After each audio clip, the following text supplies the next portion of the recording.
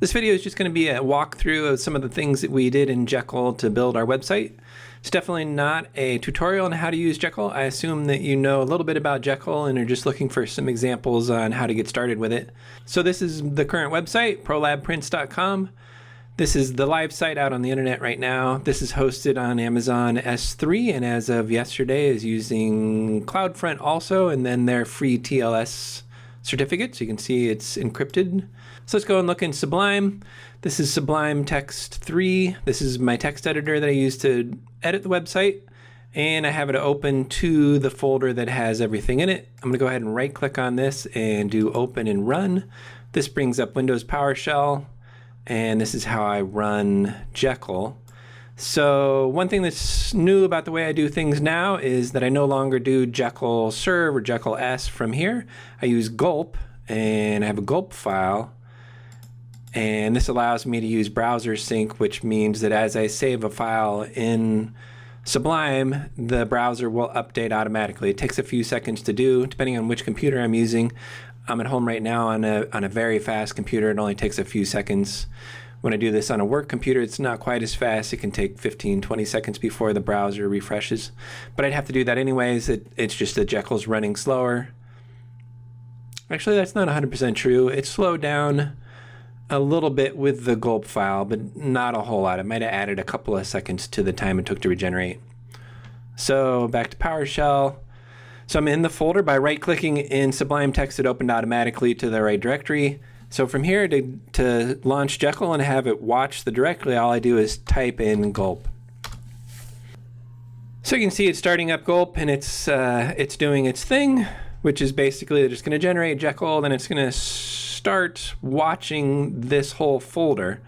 And one thing that's kind of cool about the Gulp file, and you can see it just automatically open it up in the browser. So you can see this is localhost versus this one, which is actually out on the internet. Back to PowerShell. Well, it's not really going to tell us anything. Go back to Sublime. So this is my version of the Gulp file. I'm not a Gulp expert by any means. I basically copied and pasted this and then edited it until it did what I wanted it to do. There's a bunch of these out on the internet. If you Google Gulp Jekyll browser sync, it does require browser sync. That's the only reason why I'm using the Gulp file, is to get browser sync to work. Browser sync basically is going to watch everything over here in this directory, and anytime I save a file, it's going to tell Jekyll to rebuild and regenerate, and then it's going to tell the browser in the background here to refresh, and we'll see this in a minute as soon as I edit something. One thing that's interesting about this Gulp file is other examples that I saw on the internet that I tried all had this part down here at the bottom, the watch function. They would tell it to watch every directory. So every time you added a directory, you had to add that to the list. In mine, I'm telling it to watch everything that's in the parent directory, absolutely everything. And then I tell it to exclude the things that I don't want to watch. And to me, that's just easier. Now, if I made a new folder inside of this main directory for some reason, I wouldn't have to edit the Gulp file. It's going to automatically see it because of this very first part. So enough about Gulp. Let's close that. So one thing that I'm doing new now since the last time I did a walkthrough is that I'm now using Sass, and I also sort of built my own CSS theme. In the last one, I was using Bootstrap, and then I was using a template on top of that, and it ended up being something like 7,000 lines of CSS, of which I understood maybe 200 lines. The rest of it was just so bloated, so much more than what I needed. So I basically wrote my own CSS theme, and you can actually see that out here. I made it into something that I call strapless. This is on GitHub. It's available for anybody to use if you want to. It's just very simple. In fact, if you go over here, click View CSS, this is all the CSS that there is. It's 600 lines basically, and it's double spaced. I mean, there's very little CSS in here. And I also don't use any jQuery or JavaScript except for where I need it. And if I do need it, then I just load it on that page. But the home page and most of my primary pages don't need it. The navigation doesn't need any jQuery or JavaScript, which to me just makes everything so much simpler, and I actually understand what it's doing. So let's take a look at what's going on with the Sass files. Basically what this is that I have one primary CSS file called site.sc .ss, and that is in my assets folder under CSS. There it is right there. All that's in this is a list of imports. The imports are up here in the Sass folder. And then basically the imports, all they're really doing is breaking down the CSS into different modules, sort of. So the best example of this is that I have a tables include. This is all the CSS that I need to do tables the way I want them to be. This way, if I go to edit something like this, I can basically jump right to it. It's pretty simple. There's only 44 lines in here. What's another example? Owl slider. This is something that I use as like a little gallery on some of my pages. It's specific to just that one thing. It's broken up into its own little thing. Nav.scss. This is the navigation at the top. Much easier for me to find stuff and edit it. And again, this is all stuff that I sort of cobbled together on my own. I actually understand what all of it does, and this is just so much better to me than using Bootstrap or Foundation or something like that, where they're trying to cover every use case. I'm just using what I want. And then up here you see I have custom styles. If it doesn't fit into one of these other things that I've already separated out into their own little section, then I just stick it in here. This ends up being a little bit longer than most of the other ones because a lot of things that don't particularly belong in one particular area. Back to the site.scss file. This particular file does need the front matter, the opening and closing 3 dashes, and then these get imported all into one file by Jekyll, and once Jekyll sticks this into the site folder, it's going to rename it to site.css. It's going to lose this beginning S on the s.css. And it's going to put in all of these imports, and it's going to do them in this order. So you have to be kind of careful in the order that you import these, and then also this first one, variables. I need to show that too. But you start at the simplest stuff, and then you add on to it. Since the last selector is going to override anything in front of it, you got to be careful in the order that you do this. The variables is kind of a cool thing. This is all new to me. I'm still learning the Sass stuff. Basically, all I really used Sass for was to do the imports and then to break these up into the different files. But I did use some of the variables. The variables are pretty cool. So we can do something on here. This will be the first thing that I do that changes, it uses a Gulp file and will reload the browser. Let's see, what do we want to change on here? Let's go ahead and change the main font size. I'll say 10. And then I'm going to click Control S to save. You can see in the background, that little flag up there, that was a Gulp thing that's being done, or a browser sync thing being done to say that something was going to happen. And you can see it just reloaded in the browser, and you can see the font size is much smaller. And we'll go back and press Control Z to undo that. Control S again. You'll see it's just takes a few seconds. And now we're back. So I didn't have to press refresh or anything. It just happened as soon as Jekyll was done rebuilding, it automatically did that. Before, when I wasn't using Gulp, I would just sit here and click refresh until it showed my changes. A little more annoying. This is a little easier to do. A lot of times if I'm doing multiple files and I'm not really going back to look at them, it's just keeping up with me, and as soon as I go back to look at the browser, I can usually see the edit that I made. Alright, so let's see. That's basically the CSS. I really like the way the Sass files work, and the variables. The variables are very cool.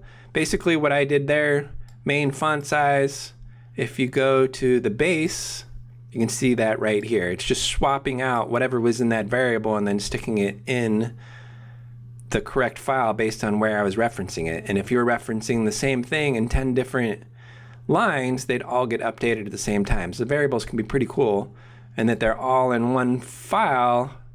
You can go find them without having to hunt through, however many hundreds or thousands of lines of CSS that you have. So certainly the coolest thing that I like about Jekyll is the ability to have includes and then the layouts.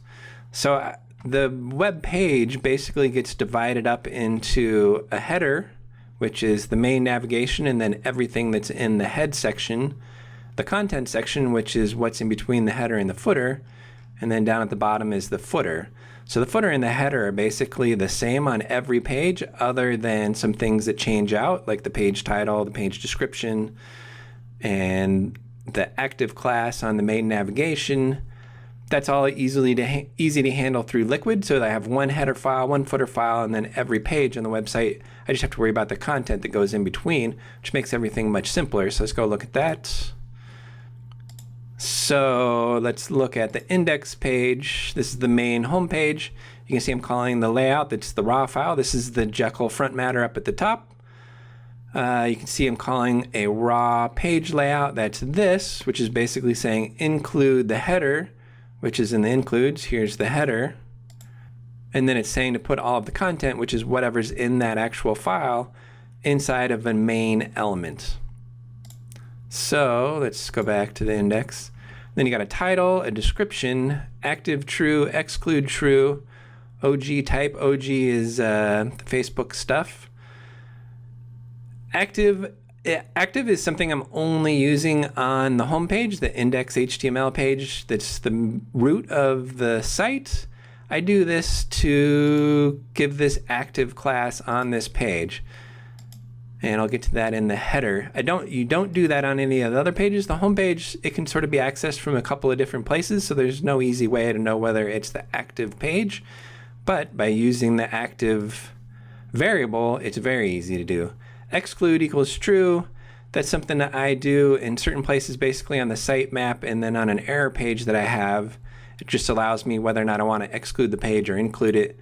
I don't include all pages for certain reasons. This particular page, the home page, I don't do it because I want it to list at the top, so I just manually put it in there. Might show you that.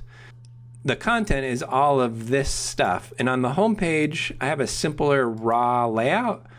If you look at my main pages layout, I'm putting the main class, including a breadcrumb, which I'll get to, and then I'm telling it to do a section main, and then inside of that a container. On the home page, I have a couple of different things going on where I've got this section with an alternate background color, and then I've got this section with the main with no background color, and then I've got this section again. I wanted to be able to do these manually, so that's why I have a different layout. And you can see at the bottom of this index page, it just stops at section. There's no ending HTML section, there's no ending body section, there's no footer. That's because all of that stuff is in the footer. So let's go look at the actual includes. And it's the header, we'll start at the top. And this is the opening part of every single HTML file. Doc type HTML, HTML language English, head. Here's the head section. There's the end of the head section. Here's the beginning of the body. And then this is the main navigation. The main navigation is kind of interesting the way I did it. When I used to do this with Bootstrap, I was never 100% sure what was going on. Now I basically have two sets of navigation. One's hidden when the other is visible. So one is for mobile. And basically for mobile, I use buttons, and I just have them hard-coded the ones that I want, which is basically services, order now, gallery, although on gallery, this gallery link class hides this particular button when the screen width is below a certain limit. So some phones have a smaller screen. I'll hide that so that it just ends up being contact, order now, and services. So we can see that over here. If we go in, inspect this. So you can see there gallery's hidden, but if I change this to a larger device, somewhere in here, an iPad, no, let's see.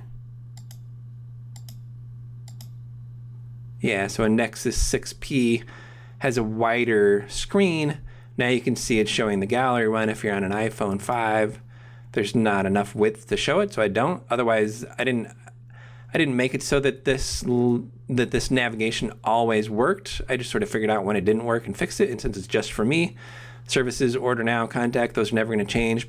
But if you were using this same theme, you'd have to be careful of how many letters you have in each button. It might make it overflow, in which case it wasn't pretty. The next button down would just be right underneath this. And you can see everything's responsive, looks good on basically any screen. And if we close that down, and then you get this other type of navigation when the width of the screen is over a certain amount. And then that's this part down here. And this is the main nav bar. That was the nav mobile. This is nav main. And here, again, it's hard-coded to just home, order now, support, gallery, and contact. Here is where I use the active part. And this is just on the home page. Remember over here in index, This has active equals true. That is being used right here. And it's basically to style the link that if you're on the home page, it'll be orange. If you're off the home page, it'll be black. And basically what it's saying here is if page.active, it's checking the page variable on the page that it's building. If all you have to do is say if page.active, that basically means that if it exists, and you'll see on my other pages, I don't actually have it set to false. I just don't even have it. So here's gallery page. There is no active equals true on any other page. It's just on the index. So when you're using that, you don't have to say if page.active equals true. You just say if it exists. Then put the active class on here. You can see this is all inside of a class, end if. So if it's not active, then this doesn't show up, and then you don't get that active class. The other pages, I do that through checking the URL. If page URL equals order online, then active. If page URL equals support, active. If it's not, it doesn't get that class. And then we'll go back up. So back up here in the head, the title is if page title, then you use the page title. If there is no page title, for some reason, if I left it off, then just use this generic text here. Under the meta description, this is just pulling in the page description, and then I'm XML escaping it. If there's special characters in there that break something, so the XML escape gets rid of that. So let's see, got the canonical link. I've got it hard-coded for the beginning part, https://prolabprints.com, and then I insert page URL. Doing this thing at the end, replacing index HTML if it's there with nothing. I'm not 100% sure I need to be doing that, but it doesn't hurt to have it in there. Sometimes the URLs include the HTML at the index HTML at the end.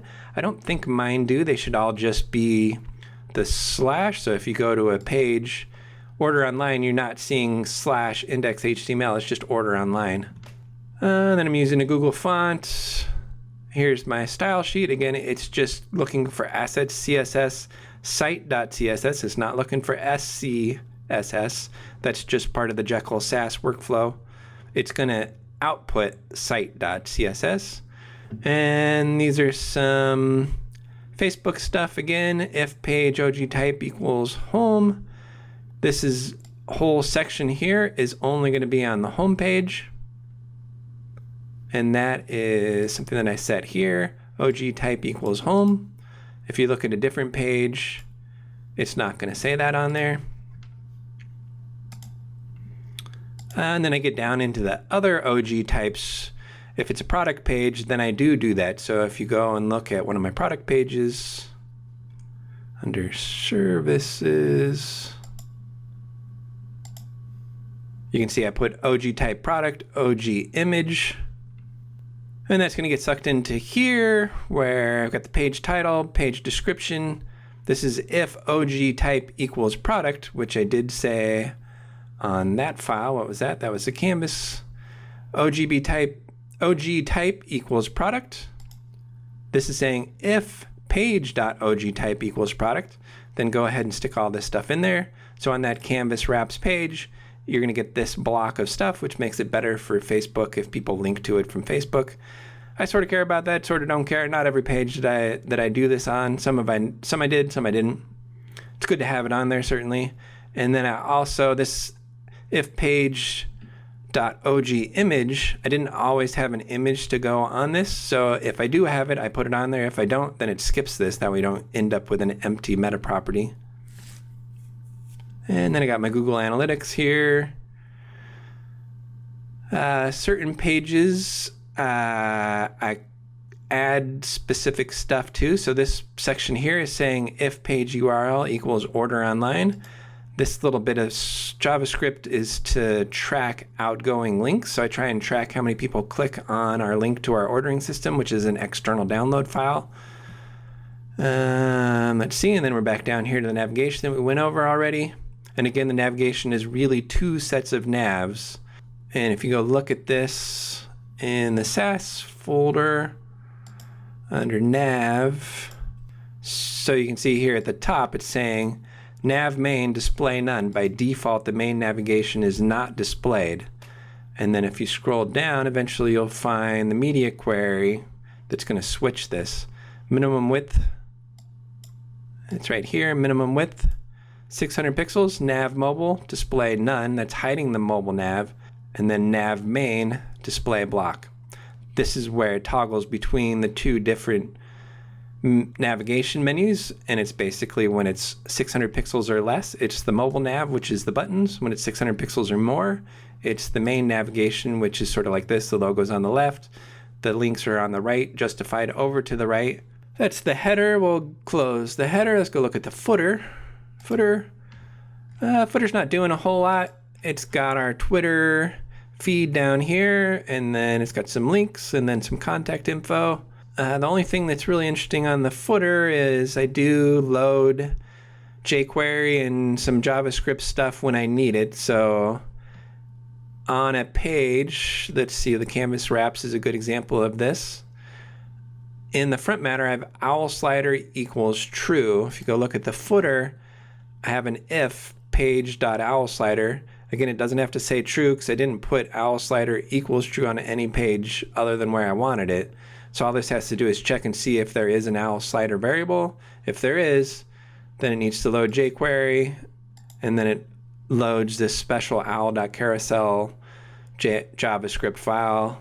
And then here's some settings for the slider itself, and then that's it. So pages that don't have an owl slider don't get that stuff loaded on there. I suppose I could load it on everything, but I was trying to make it so that if you land on the home page, it loads as fast as possible. And on the home page, I don't have any JavaScript or jQuery that's needed. And then here's the same thing, if page.gallery. It's loading jQuery, a couple other JavaScript files. And here's another one, if page URL equals support. It's loading jQuery again. And I tried to do as few things with jQuery and JavaScript as I could, but there are certain things that I liked about it. So here on the support page, it just is an expanding section. It was just an easy way to put a lot of content in here, but have it not be overwhelming. It's probably not the best use of it, but I kind of like the way it came out.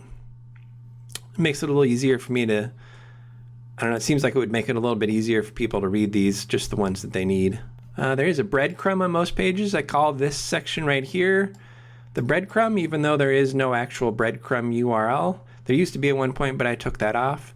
And I do a cool thing on that. Let's see, breadcrumb. All it is pulling in the page title, and then the section underneath it, I check a couple of things. If the page URL equals the contact page, then I change something. I did it so that the phone number gets put on there as a link. I couldn't find a way to do this other than checking the URL. And then I also do the same thing on the gallery page. And the reason why I had to do this way is that, generally speaking, this down here is what the second part of the breadcrumb is. It's just page.description. So right here, that's page.description. That's page.description. This is page.title up here. And you can't put a URL in here, but there are certain pages where I wanted to have a URL, like the gallery page. I wanted to have this link to our Instagram account. On the contact page, there's something going on here that on a mobile device, it'll actually show you the telephone number as a clickable link. And that's this section here, where it's saying the class on this phone number is hidden desktop, which means it's not going to display on a desktop. And then if it's going to display it, it's going to display our telephone number there. And this actually makes a clickable link, which I think is kind of cool. If somebody ends up on this page and they're on their mobile device, it should show the phone number as a clickable link right there. And you'd see when it wasn't set to a mobile device, the phone number is not here. So that's the header, the footer, the breadcrumb. This my image thing is something I'm playing with, but I haven't actually used it very much. But it's a pretty good example of what you can do with an include. This is a way to make an image element out of just a file name and then an alt tag. So I'm only using this on one place. I'm not 100% sure about this stuff. I'm still learning This is sizes and source set. I'm still learning how that stuff works. I'm not 100% sure I'm in love with it, but I did use this on one page, die cut wallets. Let's go back here to the home page, die cut wallets. This image here is different. So on every services page, I have an image at the top and then content underneath that. On this one page, this image here is built using my image include. And so if you go look at the die cut wallets page, it's this section right here. It's kind of interesting. You can do an include and then you can pass stuff into it. So I'm saying to include myimage.html, which is this file over here in the includes, and then I'm passing in file name equals die cut wallets -t15.jpg, alt equals die cut wallets, and then that's passing that into this, where it's putting this part right here is putting in the file name that I passed in. This is putting in the alt that I passed in. And then here's the file name again, and again. And then I have the source of those files hard-coded into different folders based on how big the image was. So here's assets image 768. That's images that have a width of 768. Assets image 970. That's images that have a width of 970. It's the same image. It's just 3 different versions of it. And then that way your browser is supposed to decide which version is the best one for it to conserve bandwidth based on how wide the screen display is, I believe.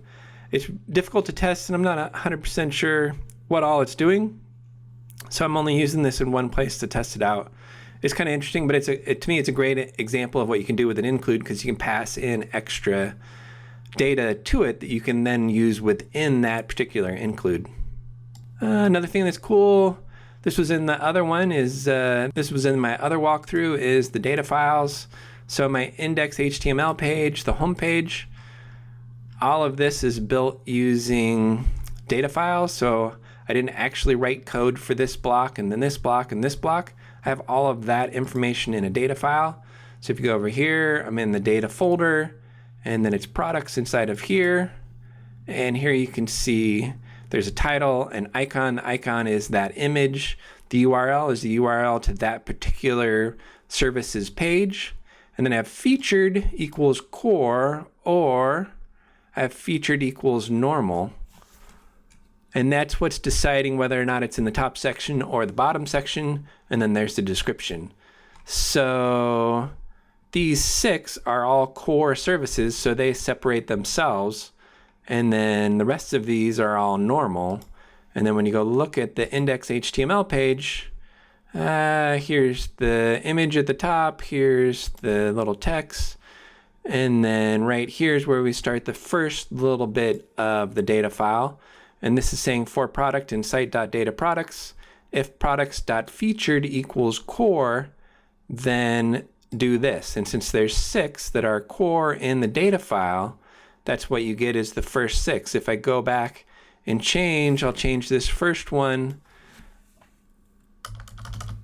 to normal, Control S.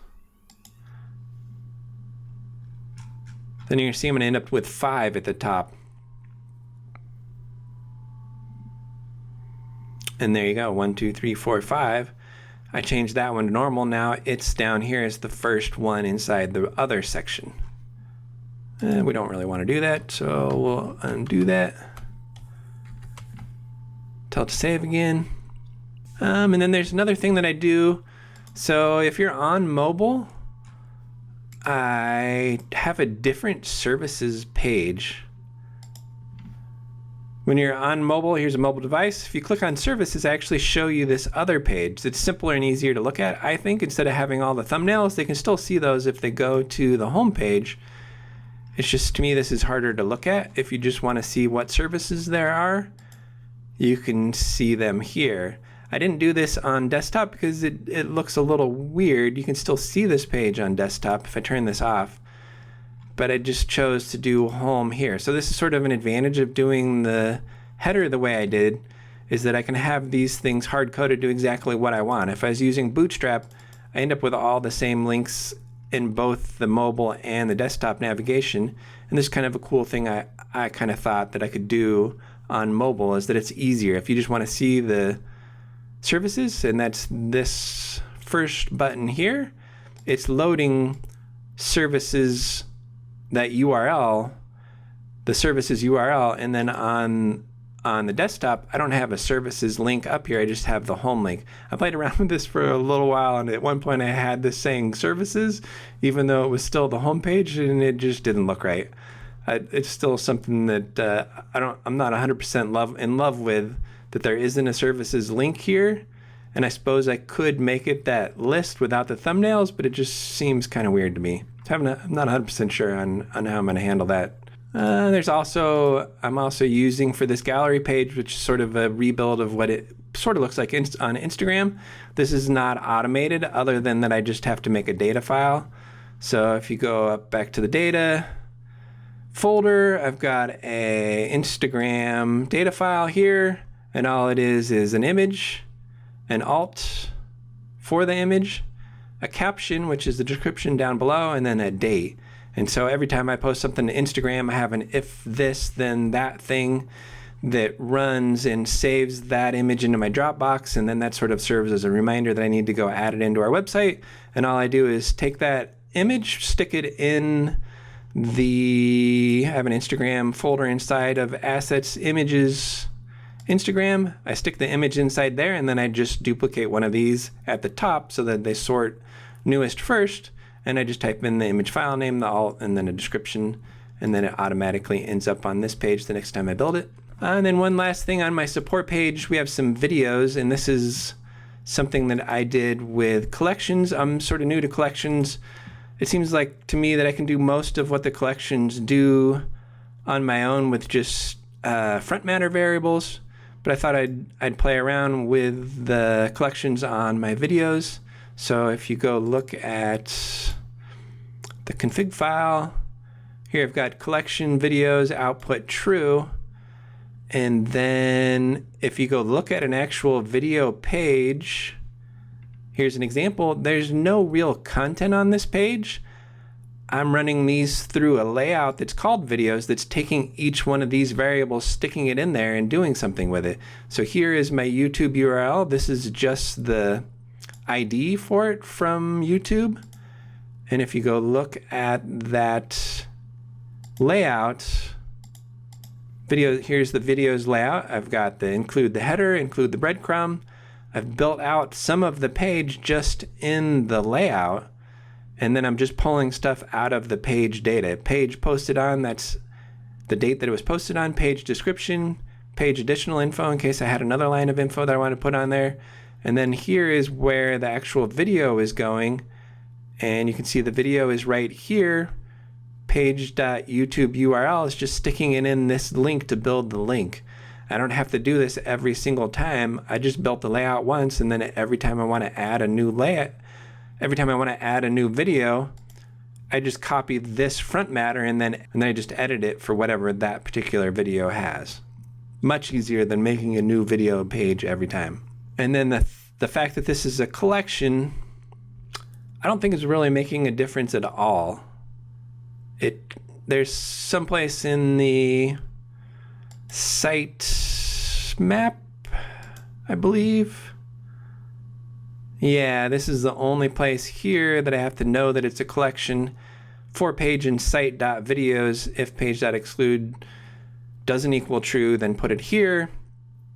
If it wasn't a collection, I think it would just end up in my sitemap anyways, because I'm doing for page and site.pages. So the fact that it's a collection hasn't mattered at all, but I figured I'd start playing around with them in case there's something I need to know about it. I have a feeling that I should be doing the services as a collection, and maybe that would help me in some way, but I don't see a particular reason for it. And let's see, we'll go over one of the service pages. We'll do the Canvas Gallery Wraps page. On all of my pages, I do specify the permalink. I've noticed a couple of times that Jekyll has changed the way permalinks are built, so I like to specify them. And since this isn't a large site, I think there's 40 or 50 pages total on it. It's easier for me to just hard code the permalink. That way I don't have to worry about anything changing. I'm using a pages layout, which is a little different than the raw layout that we already showed. On the raw layout, which was the home page, I wanted to control where the sections were. On most of the pages, I don't need to do that. I just need to stick the content someplace. And so on this layout, you can see I already have the section and the div container set. And then I can just focus on the content when I'm writing this particular page. Nothing really fancy going on this page other than does use the owl slider, so I've got the little carousel here at the top. And again, this is one of the pages where I had to load some special stuff. Owl slider equals true. That's going to trigger the jQuery and the JavaScript needed for the owl slider in the footer. When I'm done making changes to the site and I want to deploy it, I have a rake task that does that. Let's just go back through here and make sure I didn't screw anything up. We're back to the 6 main services there. I did make a couple of changes someplace, so I do need to load this up to the S3.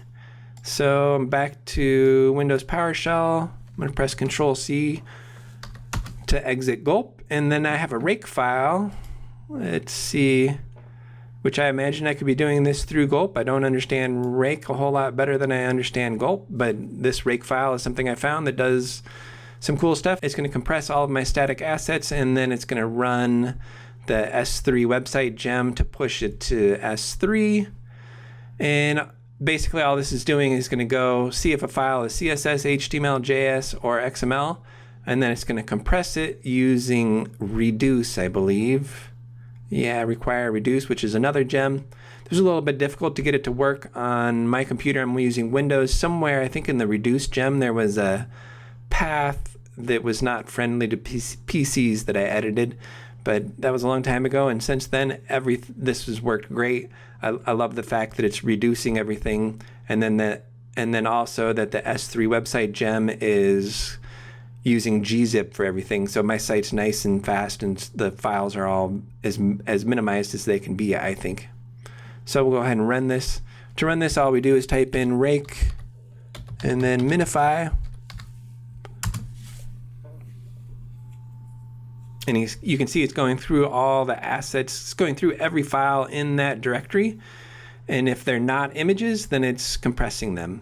There used to be a part of this that would go back through and run all the images through Smusher, but the Smusher service has been discontinued, so I don't use that. And I used to only do it once in a while. I wouldn't do it every time I was deploying the website.